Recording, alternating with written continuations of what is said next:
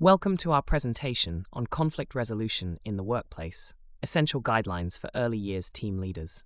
As team leaders, we often find ourselves at the center of workplace dynamics, and how we handle conflicts can make or break team cohesion and productivity. This is especially true in early years settings, where the emotional nature of working with young children adds an extra layer of complexity. Today, we'll dive deep into essential guidelines that can transform the way we approach and resolve conflicts, ultimately fostering a more positive and productive work environment that supports optimal child development. Early years example. In a nursery setting, conflicts can arise between staff members over differing childcare philosophies, or between staff and parents regarding child-rearing practices. As a team leader, your ability to navigate these conflicts is essential for maintaining a nurturing environment for the children in your care. Conflict in the workplace is as inevitable as it is challenging.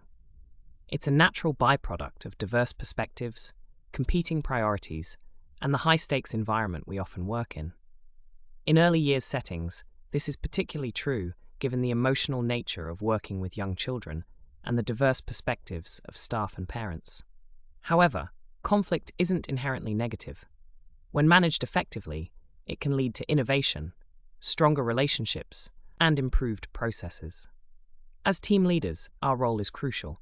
We're not just responsible for resolving conflicts, but for creating an atmosphere where conflicts can be addressed constructively and even prevented. Understanding the nuances of conflict dynamics and mastering resolution strategies isn't just beneficial, it's essential for our team's success, our own growth as leaders, and ultimately, the well-being of the children in our care. Early years example, a disagreement between two practitioners about the best approach to supporting a child's challenging behavior can initially seem disruptive.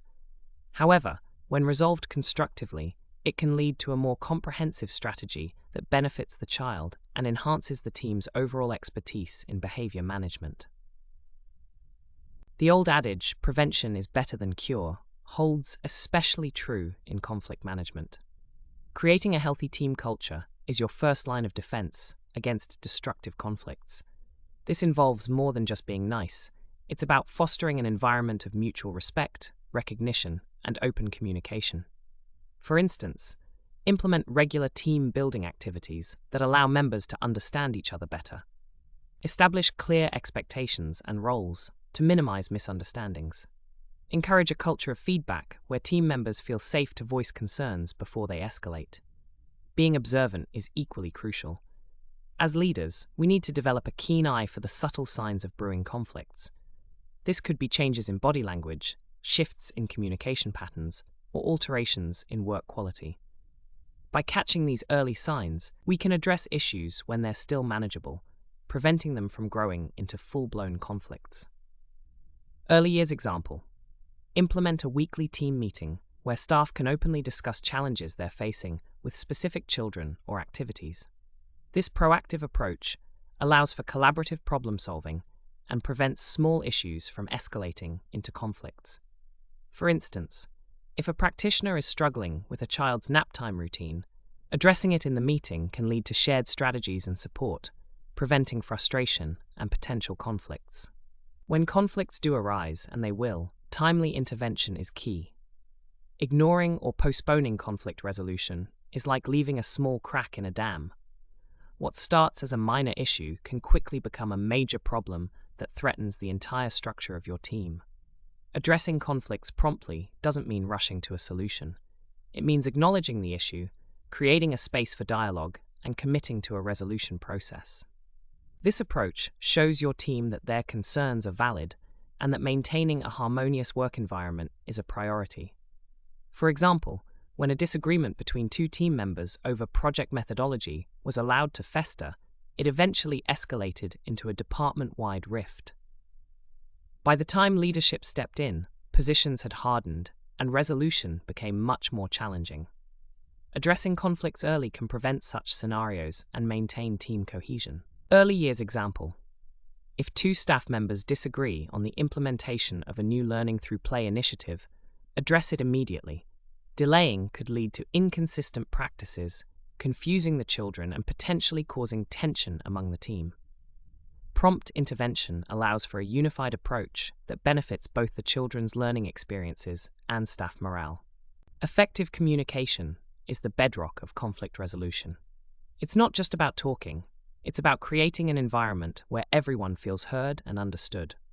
Encourage open dialogue by setting up regular one-on-one meetings and team discussions where members can voice concerns without fear of repercussion. Consider implementing an open door policy, making yourself available for impromptu conversations. Active listening is a skill that needs constant honing. It involves more than just hearing words. It's about understanding the emotions and motivations behind them. Practice techniques like paraphrasing what you've heard to ensure understanding, asking clarifying questions, and acknowledging emotions. In a situation where two team members were at odds over a project direction, focusing on active listening revealed that their disagreements stemmed from different interpretations of the project goals rather than the methods themselves. This realization paved the way for a quick resolution once we clarified the objectives. Early years example: when a practitioner expresses concern about a colleague's approach to managing a child's dietary requirements, use active listening techniques. Paraphrase their concerns, ask clarifying questions about the specific situation, and acknowledge their emotions. This approach ensures the practitioner feels heard and paves the way for a constructive discussion about best practices in managing children's dietary needs. The power of language in conflict resolution cannot be overstated. The words we choose can either escalate a conflict or pave the way for resolution. Using neutral language means consciously avoiding blame, accusations, or emotionally charged statements. For example, instead of saying, "You always miss deadlines," which is accusatory and generalizing, try, "I've noticed some deadlines have been missed recently. Can we discuss what might be causing this?" This approach focuses on the issue rather than attacking the person. Encourage your team to use I statements instead of you statements. "I feel frustrated when reports are delayed" is more constructive than "You never submit reports on time." This subtle shift can make a significant difference in how the message is received and can prevent defensive reactions. Early years example: instead of saying, "Your messy play activities always leave the room in chaos," try, "I've noticed the room requires extra cleaning after messy play. Can we discuss ways to maintain engaging activities while managing cleanup more effectively?" This approach focuses on the issue without attacking the practitioner's teaching methods. When conflicts arise, it's easy to get caught up in the problem. However, effective resolution requires a shift towards solution-focused thinking. Start by identifying shared objectives. Even in conflict, team members often have common goals, like project success or maintaining a positive work environment. For instance, in a conflict between marketing and sales teams over lead quality, the shared objective might be increasing overall company revenue. By focusing on this common goal, you can guide the teams towards collaborative solutions rather than departmental blame. Develop an action plan collaboratively. Involve all parties in brainstorming solutions. This not only leads to more creative problem solving, but also increases buy-in for the eventual solution. Remember, the goal isn't to win the argument, but to find a resolution that benefits the team and organization as a whole. Early years example: if there's a conflict between staff members about outdoor playtime during inclement weather, focus on the shared goal of providing children with physical activity and sensory experiences. Collaborate on creating an indoor gross motor area or developing a set of engaging indoor activities that meet the same developmental needs as outdoor play. This solution-focused approach addresses both safety concerns and children's developmental needs. As leaders, our instinct might be to jump in and solve problems for our team. However, in conflict resolution, maintaining neutrality is crucial. This doesn't mean being passive. Rather, it means being an impartial facilitator of resolution. Avoid taking sides, even if you believe one party is right. Your role is to guide the process, not to judge. This might mean checking your own biases and preconceptions at the door. If you find yourself leaning towards one side, pause and consciously recenter yourself. Promoting fairness and equality in the resolution process builds trust within your team. It shows that you value each team member's perspective and are committed to finding solutions that work for everyone. This approach not only resolves the current conflict, but also sets a precedent for how future disagreements will be handled. Early years example. If a parent complains about a practitioner's approach to toilet training, avoid taking sides. Instead, facilitate a meeting where both the parent and practitioner can express their views. Focus on the child's best interests and work together to create a consistent approach between home and the setting. This neutral stance helps maintain positive relationships with both staff and families. The conflict resolution process doesn't end when an agreement is reached. Following up is crucial to ensure that the resolution sticks and to prevent future issues. Schedule check-ins with involved parties to see how the implemented solutions are working. Be open to adjustments if needed. Documenting the conflict and resolution process serves multiple purposes. It provides a reference for similar future situations, helps in identifying patterns of conflict within your team, and can be valuable for performance reviews or organizational learning. I once worked with a team that had recurring conflicts over resource allocation. By documenting each instance and resolution, we were able to identify underlying structural issues in our project management process. This led to systemic changes that significantly reduced conflicts in the long term. Early years example. After resolving a conflict about the implementation of a new behavior management strategy, schedule a follow-up meeting 2 weeks later. Use this time to discuss how the new approach is working, its impact on the children, and any adjustments needed. This follow-up ensures the resolution is effective and demonstrates your ongoing commitment to both staff development and children's well-being. Conflict resolution is a skill that requires continuous development, both for you as a leader and for your team.